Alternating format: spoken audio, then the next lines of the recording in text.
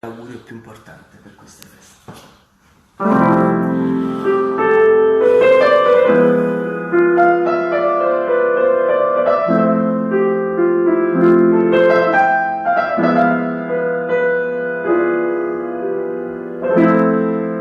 Un sorriso dolce, uno sguardo amaro, dentro i tuoi pensieri tanta verità. Occhi un po' arrossati e un po' particolari, e non ti stanchi mai.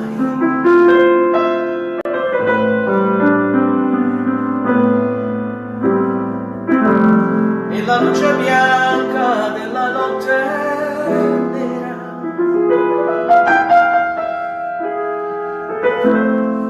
sembri un po' diversa, ma non cambi mai.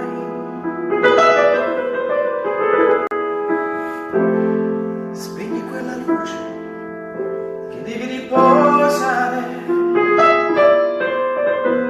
Buonanotte, Carmen.